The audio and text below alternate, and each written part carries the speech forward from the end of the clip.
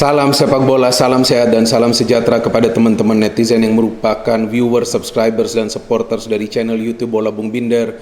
Di video kali ini saya ingin membahas tentang pertandingan Derby della Madonnina, yakni antara AC Milan lawan Inter Milan yang dimenangkan oleh AC Milan dengan skor 1-2. Saya juga membuat video pre-match analysis dari pertandingan ini yang saya muat beberapa hari sebelumnya. Mungkin bagi teman-teman yang tidak mendengarkan analisa saya di video tersebut, saya memberikan cuplikan dari kesimpulan yang saya berikan di pre-match analisis video tersebut berikut ini. Silakan teman-teman bisa mendengarkan analisa saya, hanya cuplikan sekitar 30 atau 40 detik. Silakan.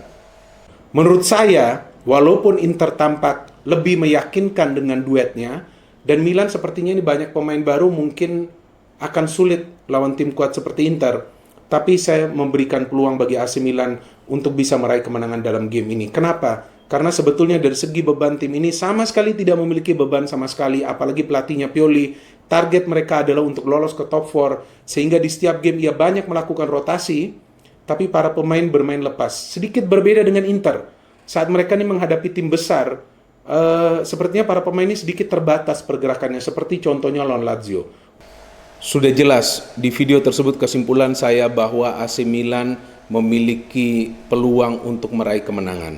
Dan saya memang mengunggulkan AC Milan karena saya melihat bahwa penampilan Inter Milan di awal musim ini dan juga menjelang berakhirnya musim lalu di pertandingan-pertandingan besar tidak meyakinkan. Bahkan kita lihat bahwa para pemain tidak bermain lepas dalam pertandingan-pertandingan besar atau juga pertandingan yang penting. Jadi bukan hanya lawan tim besar, tapi juga di sebuah pertandingan besar dan penting. Terbukti lagi di pertandingan ini, meskipun Inter Milan menguasai jalannya pertandingan, mereka lebih banyak menciptakan peluang on target, mereka lebih banyak melakukan penyerangan ke daerah pertahanan AC Milan, tapi mereka hanya bisa mencetak 1 gol. Kemudian mereka terlambat panas, ya kan? Karena AC Milan yang lebih awal mengambil inisiatif penyerangan dan mereka lebih rapi dalam penyusunan serangannya.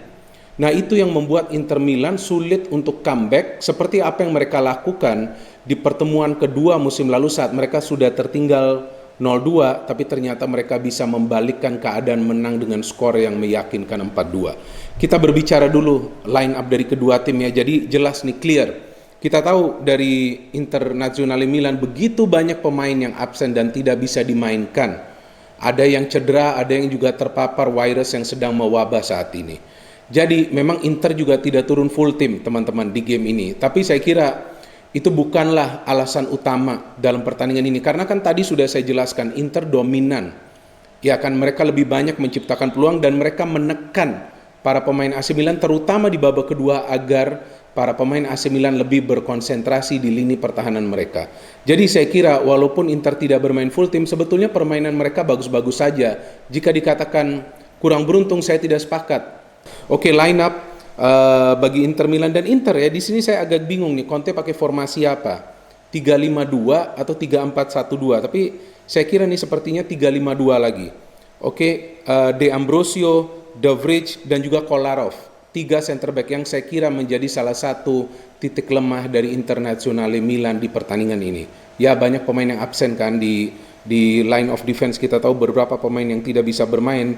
Satu di antaranya adalah pemain yang memang diincar oleh Tottenham Hotspur, yaitu Skriniar. Kemudian Raja Nainggolan juga tidak bisa bermain, Ashley yang juga tidak bisa bermain, Alexis Sanchez juga sama. Jadi kita tahu di sanalah kita lihat kesulitan dari Inter Milan untuk memainkan pemain-pemain pilihan mereka. Memang Sanchez masuk menjelang pertandingan berakhir, tapi saya tidak yakin bahwa Sanchez berada dalam kondisi 100% fit. Saya perlu melihat catatan saya teman-teman, maka itu saya melihat ke HP saya. Kemudian ada Brozovic yang bermain, Hakimi, well played, Vidal mainnya lumayan, Barella, Perisic pemain yang sangat berpengaruh dalam sistem penyerangan Internazionale Milan. Seperti biasa duet ML yakni Martinez dan Lukaku di lini depan.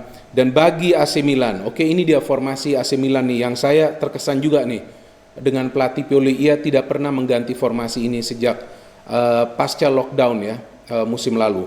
Yang pertama kita tahu bahwa formasi 4-2-3-1 Tapi pada saat menyerang, formasi ini bisa berubah menjadi 4-3-3 karena Saelemaekers dan juga Leao ya, ini pergerakannya lebih aktif di dalam ruang pertahanan tim-tim lawan, kali ini lawan Inter Milan. Oke, Hernandez, Romagnoli, Jair, Calabria, this is susunan yang ideal saya kira bagi AC Milan. Benacer dan Kessie, sekarang kedua pemain ini nih sudah menjadi tulang punggung bagi AC Milan. Meskipun ada Tonali, tapi Tonali saya lihat di game ini juga tidak mendapatkan kesempatan untuk main dari awal. Jadi sepertinya Kessie dan juga Benacer ini pilihan utama. Kemudian di depannya Leao, what a great player. Calhanoglu, ini dia pemain yang bisa menjadi pemain bintang menurut Ibra di masa depan. Saelemaekers, stabil penampilan pemain ini, dan Lord Ibra di lini depan. Oke, pemain yang kembali mencetak gol di pertandingan ini setelah comeback, setelah sembuh terpapar virus yang sedang mewabah saat ini di dunia.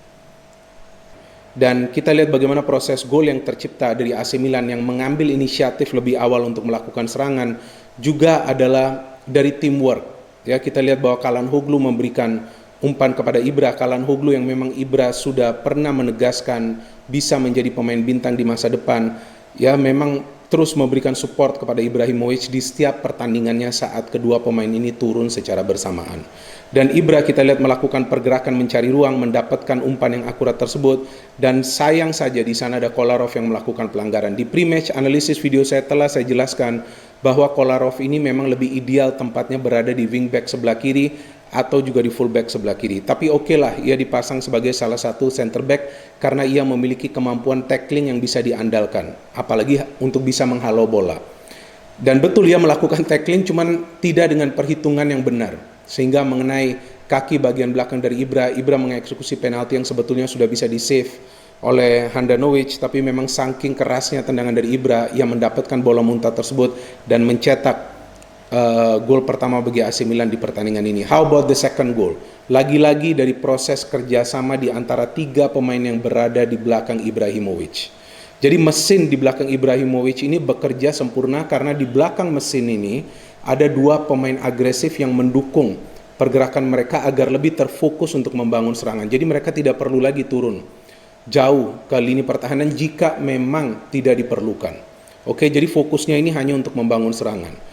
Di build up oleh Saelemaekers, umpan kepada Calhanoglu.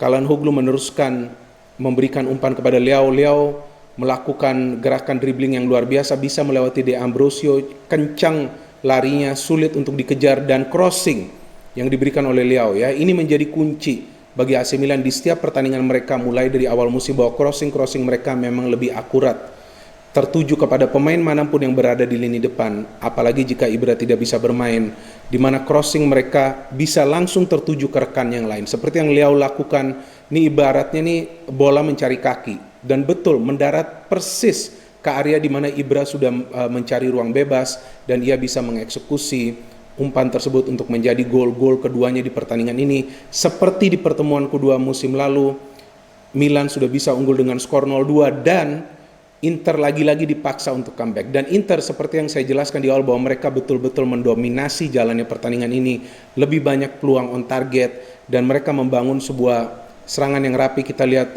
dari Kolarov ya, Kolarov yang kan saya tahu ini pemain ini memiliki kualitas delivery yang baik, tapi ia masuk sedikit dari tengah, memberikan umpan kepada Perisic, juga key player bagi Inter Milan untuk menyusun serangan. Ia memberikan cutback yang sempurna bagi Lukaku yang bisa menyelesaikan umpan tersebut, terjadi gol. Setelah itu apa? Saya kira Lukaku menjadi pemain yang paling banyak mendapatkan peluang untuk mencetak gol di pertandingan ini. Sayang ia tidak bisa mengkonversikan semua peluang yang ia peroleh di game ini untuk menjadi gol. Dan kredit tentu kepada Donnarumma. Beruntung juga bagi AC Milan bahwa mereka bisa menahan Donnarumma tidak pindah ke klub lain. Jadi pada saat pertahanan AC Milan ini sudah bisa dipenetrasi, masih ada penjaga gawang yang bisa menjadi penyelamat. Itu sangat penting bagi klub yang ingin bersaing di papan atas. Jika kita bandingkan apple to apple ya, kualitas para pemain Inter ini lebih unggul, tapi secara kerjasama, saya tidak melihat ada kerjasama yang rapi di antara para pemain ini karena mereka lebih banyak mengandalkan skill individu untuk cepat masuk ke ruang pertahanan Milan. Beda dari AC Milan, pure teamwork, apakah itu di defense, midfield, apalagi untuk menyuplai bola kepada Ibra. Jadi itu dia, Ibra mendapatkan bola-bola yang akurat yang bisa ia manfaatkan. Jadi mesin ini bekerja dengan baik bagi Ibra. Ya bagi Inter juga sama, Tapi kan kita lihat dalam urusan untuk menahan serangan Milan mereka juga kelabakan. Ada juga peluang sebetulnya tambahan dari Milan. Dari pemain yang dimainkan ya, yang saya lihat menjadi pemain pengganti, kita tahu di sini Krunic. Ya, Krunic juga hampir mencetak gol. Umpannya jika tidak salah dari Castillejo yang masuk sebagai pemain pengganti. Jadi teamwork makes the magic work. Saya melihat bahwa teamwork dari para pemain Milan ini lebih stabil di setiap lini. Mulai dari defense, midfield, apalagi attack. Inter bagus, tapi untuk urusan nyerang, ya memang di belakang ini banyak pemain yang absen, tapi itu jangan dijadikan alasan juga. Karena kan sebetulnya mereka lebih dominan di game ini. Nah, artinya dari faktor apa lagi? Faktor ketenangan. Itu yang saya jelaskan juga di pre-match analisis video saya. Teman-teman, coba dong klik lagi di link tersebut, nonton video tersebut lagi, bahwa saya sudah jelaskan para pemain Milan ini bermain tanpa beban. Target mereka hanya untuk masuk ke top 4. Mereka bermain lepas, beda dengan Inter. Ini ada beban nih dari Conte. Sekarang targetnya sudah harus juara, sudah beli begitu banyak pemain baru, mulai dari musim lalu. Pada saat juga sekarang Juve kan ya masih belum stabil penampilannya. Jadi ketenangan juga menjadi kunci kemenangan bagi AC Milan. Di game ini mereka bermain lepas. And Lord Ibra kembali membuktikan bahwa ia pemain yang memang masih stabil mencetak gol at the highest level. Untuk sementara Milan on top. Tapi pekerjaan Milan juga belum selesai. Karena masih ada nanti pertandingan-pertandingan berat. Apalagi nanti lawan tim-tim papan tengah juga. Tidak bisa tim lain dianggap remeh oleh AC Milan meskipun mereka telah berhasil menang di sebuah pertandingan penting, Derby della Madonnina. Untuk Inter, saya kira mereka tetap menjadi salah satu tim yang kuat dan juga calon juara. Tinggal ya sedikit perubahan lah dilakukan Conte dari segi kerjasama antara pemain dan juga tidak banyak mengandalkan hanya Lukaku dan Martinez.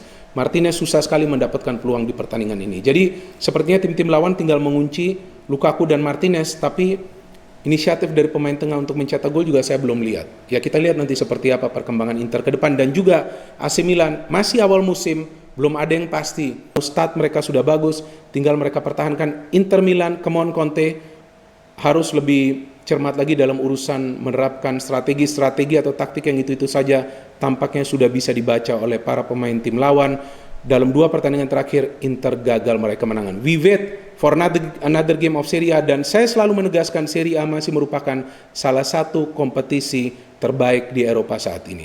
No hate, only football, salam sepak bola.